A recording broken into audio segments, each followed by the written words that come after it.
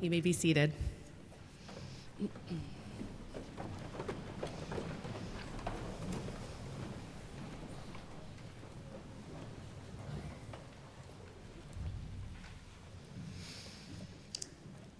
Today is Yom Teruah, the day of the sounding of the shofar. The shofar is a natural instrument, hollow so that breath can move through it. As my teacher, Rabbi Sheila Peltz-Weinberg says, the shofar must be naturally bent. It cannot be linear, because the process of returning to our soul is certainly not a straight line. Today we stand humbly before the source of life and bare our souls to the Almighty. The sound of the shofar is our awakening, our call to action. And this day is one that is at the same time super particularistic as we focus into our own selves, our own souls, and global as we join together in community, participating in rituals that span across the generations and around the globe. And one of the most powerful, resonant traditions we have on this sacred day is the hearing of the sound of the shofar. It's not just a tradition. We are obligated through the commandments to hear its call. The first call of the shofar is tekiyah, a call of obligation, a clear, solid cry that proclaims both God's sovereignty and our shared responsibility. You see, to be a Jew is to be obligated. We are obligated to the mitzvot, the sacred commandments, and we are also taught kol Yisrael arevim ze bazeh. All of Israel is responsible for one another. This teaching is the essence of communal responsibility in Jewish law. We are obligated to ensure that all Jews have their basic needs met. We're responsible for the well-being of other Jews. We're even responsible for interfering if we see a fellow Jew on the verge of sinning. This principle is a powerful foundation for a covenantal community. It's a statement of purpose. We are here for each other. We can rely on each other. We work to serve each other. We are individuals, but we are obligated to each other and to God. In a midrash, we imagine the moments around the revelation of Torah at Sinai. The Torah tells us that Moses brought forth the people to the lowermost part of Mount Sinai to meet God. But the rabbis tell us that actually, in their reading, the Israelites stood beneath Mount Sinai. God overturned the mountain above their heads and said to them, "If you accept the Torah, great, and if not, this will be your burial." It's a disturbing midrash because it positions the covenant as one of coercion, not consent. But in some regards, this dynamic can be instructive for us as we consider what it means to be a Jew in the world today. Dr. Mara Benjamin teaches, we are responsive to others and to a world we did not choose. We always stand under the mountain, positioned only to respond to the conditionality of our being and of the others who constitute our being in the world. Our freedom consists not in casting off all that binds us, but rather in recognizing that our boundedness and our agency are each parts of a great whole. The idea of kol Yisrael arevim ze bazeh is a powerful one, and our shared obligation to each other has sustained us across generations. But we are not Jews in a vacuum. We are Jews in the United States of America in the year 2025, and we are obligated well beyond the boundaries of our Jewish community. We are members of civic society, our neighborhoods, and our greater community. In our secular society, we are seeing an extreme tension between individual liberty and shared responsibility. Take Florida, for example. Florida has declared that because of so-called medical freedom, they have removed vaccine mandates for school attendance. This unprecedented rollback is a false freedom, one that endangers lives, undermines decades of public health progress, and abandons our obligations to each other. We have lost sight of our responsibility to each other as a society, and the stakes in this case will actually be life and death. It does not have to be like this. Tekiyah is the first shofar call, and the second is shvarim, which is 3 broken blasts. Shvarim cries out against our fractures. Our world is cracked when we mistake selfish choices for true freedom, when leaders scapegoat the vulnerable, and when lies are sold as truth. It is a difficult time to be a student of history and sociology. As I prepared for these high holy days, I found myself turning to the words of former Secretary of State Madeleine Albright. Albright was brought up in Catholicism and converted to become Episcopalian, but her parents were Jews who converted in 1941 as they escaped from the German invasion of their homeland, and 3 of Albright's grandparents were murdered in concentration camps. In 2018, she published a powerful book called Fascism, A Warning. Throughout the book, she weaves together poignant historical data and personal anecdotes informed by her own upbringing as an immigrant from Prague and her varied experience as a diplomat. Her book rings through with a truth that hit me in the heart just like the call of the shofar. She writes, "When we awaken each morning, we see around the globe what appear to be fascism's early stirrings, the discrediting of mainstream politicians, the emergence of leaders who seek to divide rather than to unite, the pursuit of political victory at all costs, and the invocation of national greatness by people who seem to possess only a warped concept of what greatness means. Most often," she says, "the signposts that should alert us are disguised. The altered constitution that passes for freedom or reform, the attacks on a free press justified by security, the dehumanization of others masked as a defense of virtue, or the hollowing out of a democratic system so that all is erased but the label." Albright's prescient words ring out to me like the warnings from our prophets of old. Fascism emerges when our shared obligation collapses, causing society to fracture and resentment to rule. In this case, we have an administration that sees the world not as a global community where nations cooperate for the greater good, but an arena where we compete for advantage on the global stage. Even so, the world is a place where people from all countries must live, and in theory should work together with our international neighbors. One thing I came to take away from her book is that it takes 2 categories of people to give fascism its power: those who give orders and those who take them. The combination of wealthy backers, a popular base, and a leader with the compulsion to dominate is what makes the movement come to life. She says what makes a movement fascist is not ideology, but willingness to do whatever is necessary, including the use of force and trampling on the rights of others, to achieve victory and command obedience. Since January, we have seen a concentration camp called Alligator Alcatraz built with pride in the state of Florida. We have learned of human beings in our nation being held or deported or disappeared without due process. A freeze was ordered to halt new civil rights cases and investigations.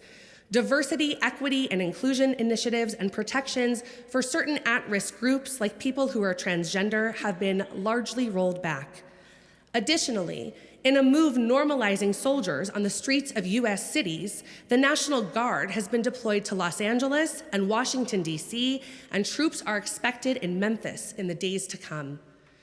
In D.C., the presenting problem was homelessness. President Trump declared homeless people had to move out immediately. And officials said they'd either send homeless people to shelters or jails, disrupting existing efforts to move homeless people into permanent housing. Our Jewish tradition has many responses to homelessness and care of the poor. In some ways, most of Jewish history is the story of a quest for home in the national sense, with the Promised Land as the focal point of a multi-generation quest through the wilderness and exile. And much of our tradition is focused on caring for the marginalized and needy. On Yom Kippur, our holiest day, we will read these verses from Isaiah. "No, this is the fast I desire, to share your bread with the hungry, to take the wretched poor into your home, when you see the naked to clothe them, and not ignore your own kin." We could even see the upcoming festival of Sukkot as an exercise of vulnerability and empathy, an annual call to action and reminder that there are people who lack safe shelter every single day of the year.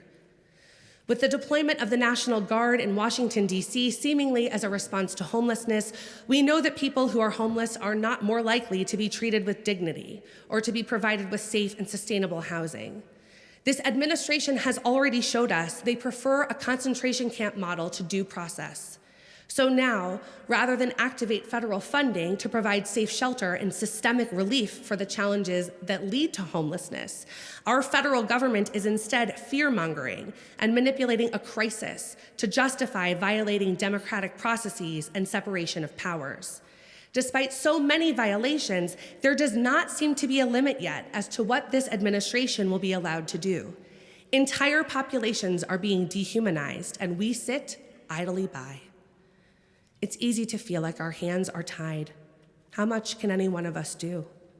Just a couple of weeks ago, Supreme Court Justice Sonia Sotomayor wrote a chilling dissent for immigration patrols in Los Angeles, where she wrote this: "We should not have to live in a country where the government can seize anyone who looks Latino, speaks Spanish, and appears to work at a low-wage job, rather than stand idly by while our constitutional freedoms are lost. I dissent."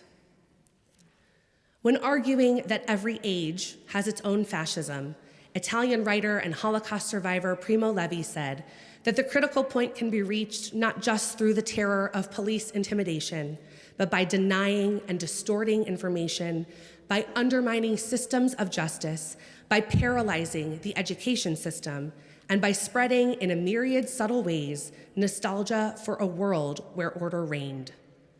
If you keep your eyes open, you can find each one of these elements happening today right here. Perhaps we have placed too much faith in the resilience and existence of our democratic institutions. Perhaps our eyes have become blind to the slow, gradual erosion of our democracy. Perhaps we assume that everything will work itself out, and there's a sermon somewhere about hope. But hope isn't enough. Being in relationship with people who see the world differently than we do is more confusing than ever. As Albright writes, we don't just disagree, we are astonished at the views others hold to be self-evident. We seem to be living in the same country, but different galaxies, and most of us lack the patience to explore the space between. This weakens us and does indeed make us susceptible. It doesn't take much imagination, she says, to conceive of circumstances: another major recession, a corruption scandal, racial unrest, more terror incidents, assassinations, a series of natural disasters, or an overnight plunge into an unexpected war that might cause a split too wide for our Constitution, democracy's needle and thread, to mend. Albright wrote these words in 2018. But pick any 24-hour news cycle in the last 9 months, and you can see how just the right combination of these hypotheticals can leave us feeling like we, as a nation, are dangling over the edge of the cliff of democracy. Madeleine Albright warns that fascism thrives where obligation fails. Primo Levi reminds us every age has its own fascism, not only through terror, but by eroding justice and education. Shvarim is the sound of broken obligations, of democracy under strain. It demands that we notice what is breaking. As we enter into this new year, we must have our eyes open to what is really happening. We must keep our ears open to the alarms that alert us to reality.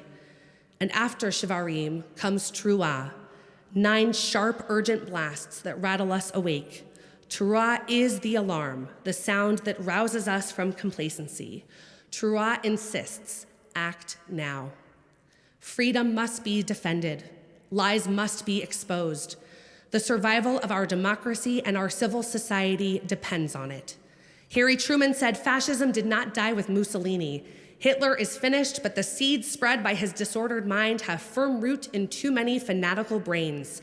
It is easier to remove tyrants and destroy concentration camps than to kill the ideas that gave them birth. And indeed, those ideas still exist today, and we're hearing them said at a higher volume and with more societal acceptance than we ever have in my lifetime. So what can we do to survive into the future with our integrity? Ruzena Spiaglova was a widow living alone, mourning the recent death of her daughter. During the severe winter of 1942, she wrote a journal while she lived in Nazi-occupied Czechoslovakia. And she wrote this: "People here are sad, and everyone is taking the war with difficulty. This includes Aryans and non-Aryans, to use this rather peculiar naming into which God's creations are now divided. We wear stars, as you know, some proudly, some hide them even though you're not allowed to. We live in strange times and are viewed by some members as a less valuable race.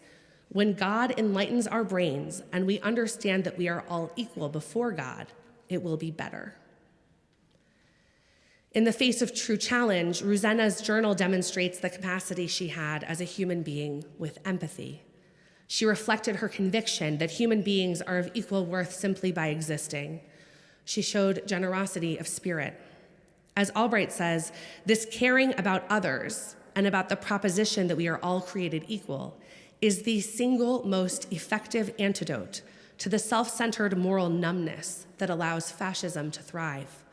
It is a capacity that can be found in most people, but it is not always nurtured and is sometimes, for a period, brutally crushed. I believe we are at an inflection point in American history. There are forces here that are aiming to demolish our sense of empathy with moral numbness. There are so many things going on, so many rights being threatened, such use of power and privilege to cause pain. It's hard not to feel disenfranchised and numb. But we actually do have the capacity to focus our efforts on empathy and connectivity. It may sound trivial in the face of what we're bearing witness to, but I believe in my soul that our ability to actually care about each other and for each other is a powerful antidote in the face of rising trends towards fascism. Truah is our wake-up call. It is the alarm that rings out: care about each other, re-engage, connect, build community like it's a lifeline, because it is. After Truah finally comes Tekiah Gedolah, one long, unbroken blast stretching as far as the breath can carry. It is the sound of a covenant renewed, of possibility even in the face of fear. It takes all the breath we can hold in our bodies to sound a Tekiah Gedolah, a humbling task, a stretch of our capacity. In the Jewish tradition, we have different categories of relatedness. We have our families, our clans, and our tribes. We have the stranger who is marginalized in biblical society, like the widow and the orphan, and therefore needs protection. But there is also the neighbor. On Yom Kippur, we read from Kiddushim, a section of the Torah that handles holiness. And there we'll read, "Love your neighbor as yourself. I am Adonai." On this verse, Dr. Mara Benjamin teaches the neighbor is someone who might be generic and outside of our immediate sphere of concern. But even so, we are supposed to treat the stranger exactly like they belonged in our sphere. She says that this particular commandment implies that the generic neighbor is precisely not someone drawn near, but is regarded as equal to us nonetheless. If activating our empathy is the antidote to fascism, perhaps we enter into this year 5786 with a different kind of resolution.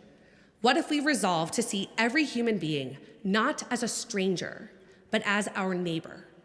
What if we genuinely consider every other human being on earth as equal before God? Throughout the generations, many Jewish philosophers and theologians have considered ways to understand God. Martin Buber famously conceived of the I-thou relationship. Buber understood two primary ways that we address existence: I-it, the attitude we might have toward an object, something separate from ourselves, and I-thou, an attitude where our relationship with the other is where we find life's meaning, purpose, and ultimately a relationship with God through our relationship with others. It is a sacred thing to witness suffering and do something about it. When we are overwhelmed with the suffering and injustice in society, we can allow that overwhelm to squash us into a state of moral numbness. But the Tekiah Gedolah calls us to make a different choice, to see no strangers, to see only neighbors, to acknowledge the suffering, turn it into a question mark, and answer the question of who we are and what our moral orientation is in this world. The long, full-bodied blast of the shofar demands our compassion. We must transform the stranger into our neighbor.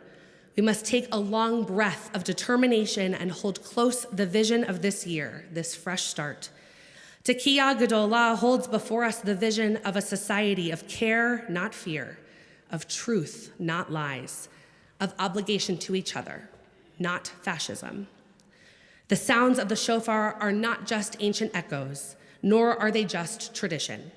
We are commanded to hear the sounds of the shofar because its calls are our calling.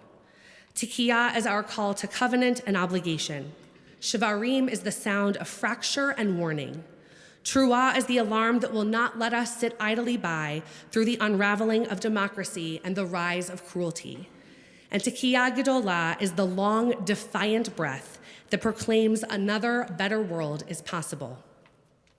Tikiyah, Shivarim, Truah, Tikiyah Gedolah. These blasts are a tool for this very hour. The shofar does not whisper timidly, it shouts. So let us hear the blasts this year as our marching orders. Let them pierce our numbness. Let them shatter our complacency. Let them rouse in us the courage of our ancestors who stood beneath the mountain, who wandered the wilderness, who rebuilt after every exile.